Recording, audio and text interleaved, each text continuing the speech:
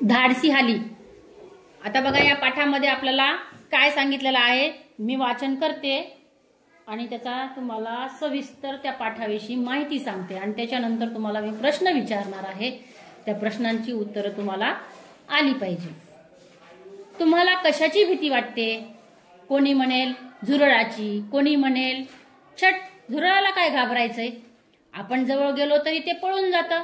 कोणी म्हणेल मला अंधाराची भीती वाटते, त्यावर कोणी म्हणेल अंधाराची भीती त्यात काय असतं घाबरण्यासारखं, दिवा लावला की अंधार गायब। पण समजा तुम्हाला कोणी विचारलं की तुमच्या समोर एखादा वाघ किंवा बिबट्या उभा आहे तर तुम्हाला काय वाटेल? छे वाघाला काय घाबरायचं असं म्हणायची हिम्मत कोणी करेल? नाही ना। बघा तुम्हाला सांगते मी की आपण प्रत्येकाला जर आता विचारलं वर्गामध्ये की तुला कशाची भीती वाटते, तर कोणी म्हणते मग मला अंधाराची भीती वाटते, एखादं म्हणेल मला पाण्याची भीती वाटते, एखादा म्हणेल मला झुरळाची वाटते, कोणी म्हणेल मला पालीची वाटते, कोणी म्हणेल मला उंदराची वाटते। आपण अशा अनेक प्रश्न सांगतो। मग एखादं काय म्हणते त्याच्यात काय उंदराला घाबरायचे, त्यात काय पालीला घाबरायचे, त्याच्यात काय पाण्याला घाबरायचं आहे, त्याच्यात काय अंधाराला घाबरायचं आहे असे म्हणतात। पण एखादं जर म्हणलं की तुझ्या समोर एखादा वाघ येऊन थांबलेला आहे आणि तू घाबरणार का? कोणी म्हणेल का मग त्याच्यात काय घाबरायचे म्हणून? म्हणेल कोणी? नाही, सगळेच घाबरणार। मग आता असाच वाघासोबत आपलं संघर्ष करणारी किंवा वाघासोबत फाईट करणारी आणि त्याच्या तावडीतून वाद सोडवणारी अशी एक जी मुलगी आहे, तर त्या मुलीविषयीची माहिती या पाठामध्ये आपल्याला दिलेली आहे, ती सविस्तर सांगते तुम्हाला, ऐका। पण आपण अशा एका मुलीला भेटणार आहोत जी वाघाला घाबरून पळाली नाही, उलट तिने वाघापासून तिच्या बहिणीला वाचवले। हाली बरफ ही ती धाडसी मुलगी। आता हिचं नाव काय आहे? जी वाघापासून आपल्या बहिणीला वाचवलं जिने, तिचं नाव काय? हाली बरफ हे तिचं नाव आहे आणि ती धाडसी मुलगी आहे। आणि या धाडसाबद्दल नवी दिल्ली येथे माननीय प्रधानमंत्र्यांच्या हस्ते सन 2013 मध्ये वीर बापूराव गायधनी राष्ट्रीय शौर्य पुरस्कार देऊन तिचा गौरव करण्यात आला। तर ह्या हाली बरफ या धाडसी मुलीचा 2013 मध्ये प्रधानमंत्र्यांच्या हस्ते तिला कोणता पुरस्कार दिला? वीर बापूराव गायधनी राष्ट्रीय शौर्य पुरस्कार। त्या पुरस्काराचं नाव काय आहे? की वीर बापूराव गायधनी राष्ट्रीय शौर्य पुरस्कार हे त्या पुरस्काराचं नाव आहे आणि तो पुरस्कार तिला दिलेला आहे। ठाणे जिल्ह्यातील शहापूर तालुक्यात तानसा धरण आहे।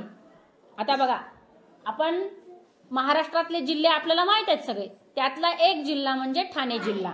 या ठाणे जिल्ह्यामध्ये एक, आता तुम्हाला माहित आहे जिल्हा म्हणलं की त्याच्यात तालुके असतात। जसं आपण नांदेड जिल्ह्यात राहतो तर नांदेड जिल्ह्यातील लोहा तालुक्यामध्ये आहोत, तसं ठाणे जिल्ह्यातील शहापूर तालुक्यामध्ये एक तानसा धरण आहे। धरणाचं नाव आहे काय?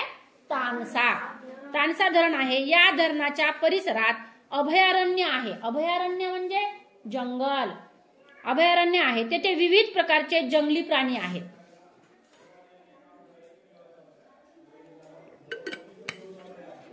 या भागात वेगवेगळ्या पाड्यांवर आदिवासी राहतात आणि त्या ठिकाणी असे ते आदिवासींचे पाडे आहेत। म्हणजे आता जसं छोटे जे घरं असतात, छोटे छोटे जे गावं असतात, तसे तिथं आदिवासींचे ते म्हणजे पाडा म्हणतात, त्यांना काय म्हणतात? पाड। तर त्या पाड्यांवरती आदिवासी लोक त्या भागामध्ये राहतात। त्या ठिकाणी एक धरण आहे, शहापूर तालुक्यामध्ये तानसा धरण आहे आणि या धरणाच्या परिसरामध्ये एक जंगल आहे आणि या ठिकाणी जंगली प्राणी भरपूर राहतात आणि त्याच भागामध्ये वेगवेगळ्या पाड्यांवरती हे आदिवासी लोक राहतात। त्यांचे जीवन जंगलावर अवलंबून आहे। आदिवासी लोक म्हटल्यानंतर त्यांचं जीवन कशावर अवलंबून आहे? जंगलावर अवलंबून आहे। त्यामुळे जंगलात त्यांचा सतत आणि सहज वावर असतो। जंगलाची, तिथल्या प्राण्यांची त्यांना खडानखडा माहिती असते। ते निर्भय असतात। जंगल ही आपली संपत्ती आहे, तिचे संवर्धन कसे करावे हे आदिवासी जाणतात। कारण आपल्याला जंगलामध्ये जाण्याची भीती वाटते, आपल्याला माहित नसतं की त्या ठिकाणी कोणते प्राणी आहेत, कोणत्या वेळेला ते येतात, काय होतं हे आपल्याला कुठलीच माहिती नसते। पण पाड्यांवरती राहणारे आदिवासी लोक जे असतात त्यांचं वास्तव्य सगळं जंगलामध्ये असतं, त्याच्यामुळे त्यांना जंगलाची भीती वाटत नाही। जंगलामध्ये कोणते प्राणी येतात, कोणत्या वेळेला येतात आणि कुठं भीतीचं वातावरण आहे, कुठं कोणता प्राणी असतो दबून दबा मारून बसला, हे सगळं त्यांना माहिती असते खडानखडा त्या जंगलाची. त्याच्यामुळं जंगल ही एक संपत्ती आहे हे त्यांची धारणा असते आणि तिचं जतन कसं केलं पाहिजे, तिचं संवर्धन कसं केलं पाहिजे, त्या ठिकाणी त्याचं संरक्षण कसं केलं पाहिजे हे आदिवासी लोक जाणून असतात. तानसा धरणाच्या परिसरातील 8 गावजवळ नांदगावच्या जमनाचा पाडा आहे. आता हे पाड्याचं नाव आहे बघा की तानसा धरणाचं जे परिसर आहे, जे तानसा धरण शहापूरमध्ये जे तानसा धरण आहे, या धरणाच्या परिसरामध्ये 8 गाव जवळ 8 गाव हे गावाचं नाव आहे आणि या 8 गाव जवळच्या नांदगावच्या जमनाचा पाडा आहे. तेथे हली बरफ ही मुलगी आपल्या कुटुंबासोबत राहत होती. निसर्गाच्या सहवासात लहानाची मोठी झालेली, पाणीदार डोळ्यांची, सावळ्या रंगाची, काटक हली बरफ ही वारली या आदिवासी समाजाची आहे. आता या ठिकाणी हलीचं वर्णन कशा प्रकारे केलेले आहे तर हली ही कशी होती, पाणीदार डोळ्यांची, सावळ्या रंगाची, काटक अशी ही हली बरफ होती. आणि ही कोणत्या समाजाची आहे तर वारली या आदिवासी जमातीमध्ये वारली हा एक समाज आहे, त्या समाजाची ती वारली या आदिवासी समाजाची आहे. हलीचे वडील रघुनाथ हे रेल्वेत कामाला होते. एका अपघातात त्यांचा एक हात निकामी झाला होता, म्हणजे एक हात त्यांचा नव्हताच, त्यांना एकच हात होता. अपघातामध्ये त्यांचा हात तो मोडलेला होता, म्हणजे काढून टाकलेला होता. म्हणजे त्या ठिकाणी त्यांना काही जखम झाली असेल किंवा इजा अशी झाली असेल की तो हात काढावा लागला किंवा तुटूनही गेला असेल अपघातामध्ये त्यांचा हात, पण त्यांना एकच हात होता. घरच्या गरिबीशी झुंज देणाऱ्या हलीने नेमके कोणते धाडस दाखवले, चला आपण तिच्याकडूनच ऐकूया. हलीची घेतलेली ही मुलाखत काळजीपूर्वक समजावून घ्या. आता या ठिकाणी हलीची मुलाखत घेतलेली आहे, तर हलीला काही प्रश्न विचारलेले आहेत आणि त्या प्रश्नांची उत्तरं तिनं दिलेले आहेत, म्हणजे ती एक मुलाखत आहे हलीची. तर या ठिकाणी खाली मुलाखत दिलेली आहे हलीची, ती आपल्याला आता मी वाचून दाखवते आणि सांगते, त्यावरून तुमच्या लक्षात येईल की हलीनं कोणतं म्हणजे कार्य केलेलं आहे आणि असं धाडसी कार्याबद्दल तिला कशामुळे पुरस्कार मिळाला हे या ठिकाणी आपल्याला समजून जाईल. प्रश्न आहे, तू जंगलात कशासाठी गेली होतीस, तुझ्यासोबत कोण होतं? मग हलीनं उत्तर दिलेलं आहे, लाकडं आणायला गेलतू, माझ्यासोबत माझी मोठी बहीण शकुंतला होती. पाठीमागशी बहिणीवर वाघानं हल्ला केला, तिचं पाठीचा लचका तोरला, मांडी आणि पायाचा लचका कारला, बहीण जखमी झाली. आता ही तिची आदिवासी भाषा आहे. त्या आदिवासी भाषेमध्ये तिनं सांगितलं, तिला प्रश्न काय विचारला की तू जंगलामध्ये कशासाठी गेली होतीस, काय काम होतं तुझं जंगलामध्ये, तुझ्यासोबत कोण होतं? तर ती म्हटली की लाकडं आणायला मी जंगलामध्ये गेले होते आणि माझ्यासोबत माझी लहानी बहीण होती. मी पुढे चालत होते आणि ती पाठीमागं होती, मागे माझ्या चालत होती ती. तर त्या ठिकाणी ती म्हणते की माझी लहानी बहीण माझ्या मागे होती, म्हणजे मागे चालत होती माझ्या, आणि पाठीमागून वाघ आला आणि त्यानं काय केलं की तिच्या पाठीचा लचका काढला आणि पायाचा सुद्धा लचका त्यानं काढला आणि तिला जखमी केलं बहिणीला वाघानं. आणि ही अशी पुढे चालली आणि तिच्या पाठीमागं तिची बहीण होती. त्याच्यानंतर तिला प्रश्न विचारतो बघा की तुझ्या बहिणीवर हल्ला केल्यावर तू काय केलंस? तर हली म्हणते, मी आधी घाबरशी झालो, मग दगड आपटली, लांबची लोक आरडाओरडा केल्यावर धावत आली, मी जोरात मोठी दगड आपटली, वाघाला दगड लागली, मग वाघ पडून गेला. तर ती म्हणते की जेव्हा तिला प्रश्न विचारतात की तुझ्या बहिणीवर हल्ला झाला तेव्हा तू काय केलंस? ती म्हणते, मी घाबरले पण मी लगेच्या लगे तिथले लाकडं वगैरे घेतलं, त्याला मारण्याचा प्रयत्न केला, दगड घेतले त्याच्या अंगावर टाकले, आरडाओरडा केला जोरजोरात, त्यामुळं तिथून लोक आले पळत ते, आणि सगळेजण आल्यानंतर त्या ठिकाणून वाघ पळून गेला. मग प्रश्न म्हणतात, लोकांनी मदत काय केली तुला? तर मग हली म्हणते, मी आरडाओरडा केला तेव्हा काही लोक लाकडा गोळा करीत होती, ती पण धावत आली आणि त्यांनी म्हणतात की तुला लोकांनी काय मदत केली? तर लोक आरडाओरडा लोकांनी सुद्धा केल्यानंतर, मी आरडाओरडा केल्यानंतर लोक काही त्या ठिकाणी लाकडं जमा करायला जंगलामध्ये आलेले होते, तर त्यांनी पण त्या ठिकाणी धावत आली.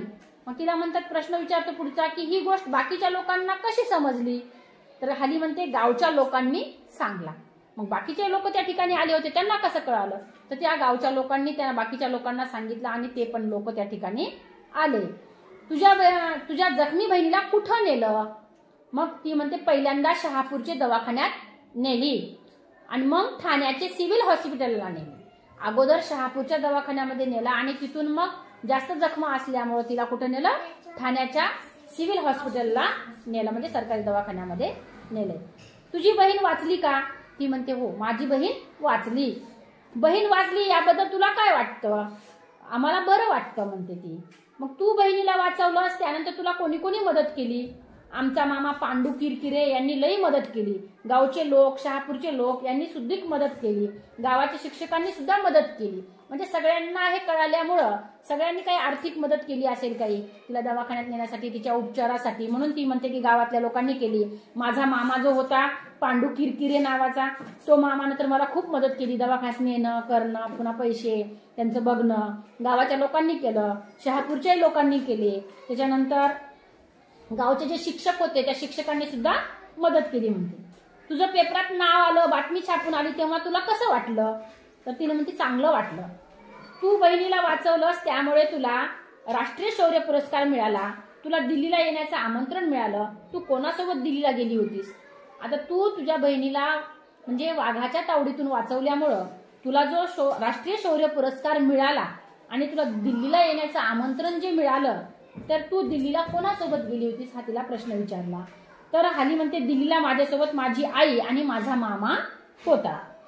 तर दिल्लीला गेल्यावर तुला कसं वाटलं तेथील अनुभव सांग. दिल्लीला गेल्यावर चांगलं वाटलं.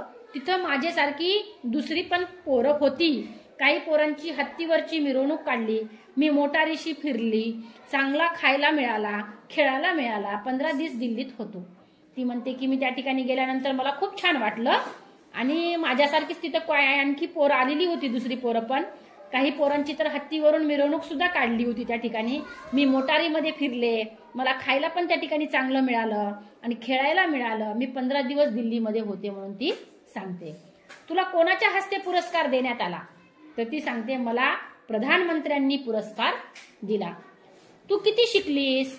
मी शाळेनं गेलो नाय, आमची गरिबी कुटुंब मोठा म्हणून शाळेला गेलो नाय, असं ती म्हणते. मी शाळेत गेले नाही, आमची गरिबी होती, आमचं कुटुंब मोठं होतं आणि म्हणून मला शाळेत जायला भेटलं नाही आणि मी शाळेत गेले नाही. तुझ्या धाडसाची घटना वाचवणाऱ्या मुला मुलींना तू काय सांगशील? आता तुझ्या धाडसाची जी गोष्ट आहे, जी मुलं आता शिकत आहेत तुझ्या धाडसाची गोष्ट, तर तुमच्यासारख्या शिकणाऱ्या मुलांना तर तू काय सांगणार आहेस असं त्यांना प्रश्न विचारतात. तर ती काय सांगते बघा, घाबरले नाही पाहिजे, लोकांना वाचवले पाहिजे. म्हणजे असा जर प्रसंग कधी तुमच्यावर जर आला तर त्या ठिकाणी घाबरून जायचं नाही, तर त्या ठिकाणी आपण आपलं लोकांना कसं वाचवता येईल त्याच्यातून याच्यावर आपण विचार केला पाहिजे आणि त्या ठिकाणी आपल्या बुद्धीचा वापर करून आपण त्या ठिकाणी आपण काम केलं पाहिजे. तर एवढा मोठा पुरस्कार तुला मिळाला, सगळ्यांनी तुझं कौतुक केलं, मग तुला काय वाटलं? तर मला चांगला वाटला, पण मला काम मिळाला असता तर जास्ती चांगला वाटला असता. ती म्हणते की पुरस्कार मिळाला, मला खूप छान वाटलं, पण याच्याऐवजी मला जर काही काम मिळालं असतं तर मला आणखी जास्त चांगलं वाटलं असतं. कारण काम मिळालं असतं तर पैसे मिळाले असते, पैसे मिळाले असते तर रोजंदारी म्हणजे घरची आपली गरिबी मिटली असती. पण मला पुरस्कार मिळाले तर खूप छान वाटलं, पण काम मिळालं असतं तर त्यापेक्षाही चांगलं वाटलं असतं, असं ती म्हणते.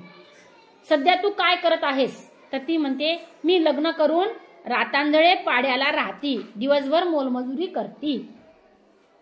ती म्हणते की माझं लग्न झालेलं आहे आणि मी त्या रातांदळे पाड्याला, म्हणजे गाव म्हणजे आदिवासींचा पाडा असतो, त्याला गाव म्हणत नाहीत. तर ती म्हणते रातांदळे त्या पाड्याचं नाव आहे, रातांदळे पाड्याला मी राहते आणि दिवसभर मी मोलमजुरी करत असते. हलीचे आभार मानून आम्ही निघालो तेव्हा तिचं धाडस, तिची परिस्थिती यांचाच विचार आमच्या मनात होता. तर या ठिकाणी आपल्याला एका धाडसी हलीची गोष्ट सांगितलेली आहे आणि या हलीनं तिच्या बहिणीला वाघाच्या तावडीतून कसं वाचवलं आणि बहीण तिचा जीव वाचला, एवढं पाठीचा लचका काढला, मांडीचा लचका काढला तिनं. म्हणजे त्या ठिकाणी आपल्यासारखा माणूस काय झाला असता, वाघ बघितल्याबरोबर आपण पळून गेलो असतो तिथून, बरोबर आहे की नाही? पण ती घाबरून तशी पळून गेली का? नाही. त्या ठिकाणी प्रयत्न केले तिनं, दगडं घेतले, दगडं फेकले त्याच्या अंगावर. ज्या ठिकाणी तिनं काटकं वेचू लागल्या होत्या त्यांनी त्याच्यातला काटूक काढला, त्याला मारण्याचा प्रयत्न केला, आरडाओरडा केला जोर जोरात.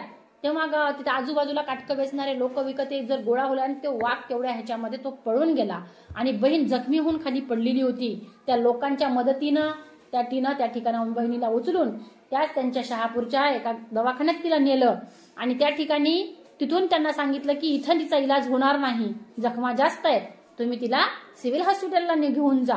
म्हणून तिला पुन्हा सिव्हिल हॉस्पिटलला त्यांनी घेऊन जातात. त्या ठिकाणी तिचा इलाज होतो आणि तिला त्या ठिकाणी उपचारासाठी पैशासाठी गावातल्या लोकांनी, शिक्षकांनी, तिच्या मामांनी म्हणजे भरपूर मदत केलेली असते.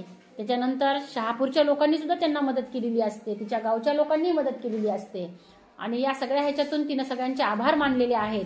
आणि त्या ठिकाणी या ठिकाणी तुझ्या आता धडा जे शिकणार आहेत मुलं, त्या शिकणाऱ्या मुलांना तू काय सांगशील म्हणतात. ती म्हणते की घाबरू नका आणि आपल्या अडचणीत असलेल्याला किंवा प्रसंग त्याच्यावर असलेल्या मुलाला, मुलीला किंवा कोणी जर अशा अडचणीत असेल तर त्यांना सोडवण्याचा प्रयत्न करा, त्यांना सोडून पळून जाऊ नका, तुम्हीही घाबरू नका. मी असा सल्ला तिने देते म्हणून सांगितलेला आहे.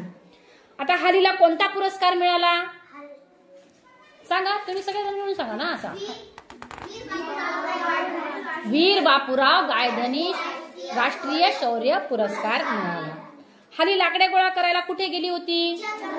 हाली लाकडे गोळा करायला जंगलात गेली होती. हालीच्या बहिणीवर कोणी हल्ला केला? वाघाने. हालीला दिल्लीला जाण्यासाठी कोणी मदत केली? हा तिचे मामा पारू,